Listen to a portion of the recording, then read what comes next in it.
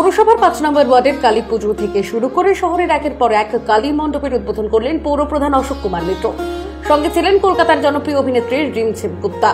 দুজনে একসঙ্গে ফিতে কেটে বিভিন্ন পুজো মণ্ডপের আনুষ্ঠানিক উদ্বোধন করেন।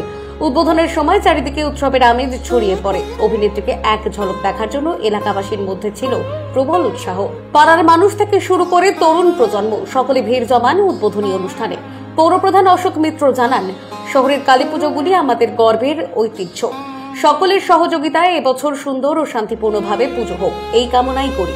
অন্যদিকে অভিনেত্রী রিমঝিম গুপ্তা স্থানীয় মানুষদের উচ্ছ্বাসে দেখে মুগ্ধ হয়ে বলেন, এখানকার মানুষের ভালোবাসা সত্যিই মন ছুঁয়ে গেল। উৎসবের শুরুতেই এমন জমজমাট পরিবেশে শহর জুড়ে এখন বইছে কালীপুজোর আনন্দের হাওয়া। Bureau report, Dinajpur digital.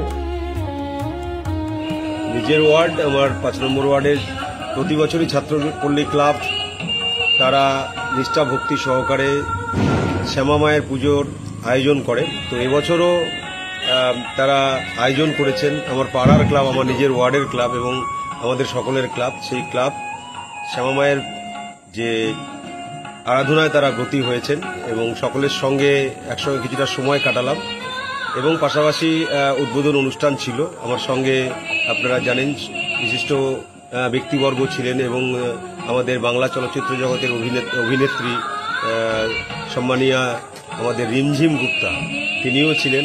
আমি আমার ওয়ার্ডের, যেমন আমার পাড়ার ক্লাব ছাত্রপল্লী ক্লাব যেমন উদ্বোধন অনুষ্ঠান হয়েছে আজকে, এবং পাশাপাশি বালুরঘাট শহরের বেশ কিছু ক্লাব এবং পাশাপাশি আমাদের বালুরঘাট ব্লকের আমাদের যে চিঙ্গিসপুর রয়েছে সেখানে মা দুর্গা সংঘ এবং পরবর্তীকালে আমাদের তিওর ত্রিমোহিনী থেকে শুরু করে গোটা বালুরঘাট শহর জুড়ে এবং গোটা ব্লকের আজকে পুজো যে উদ্বোধন অনুষ্ঠান, সেই উদ্বোধন অনুষ্ঠানেই আমি সেই 3টা থেকেই বেরিয়েছি।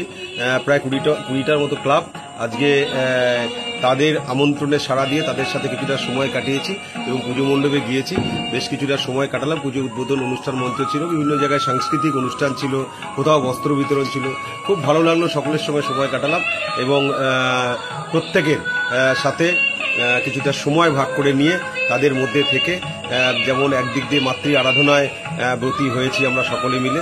তাই মায়ের কাছে প্রার্থনা করলাম, মা যেন সকলের ভালো করেন, মঙ্গল করেন, পাশাপাশি আমাদের সামনে যে অশুভ শক্তি, সেই অশুভ শক্তিকে দূরে সরিয়ে দিয়ে প্রতিহত করে যেন শুভ শক্তির উত্থান ঘটান।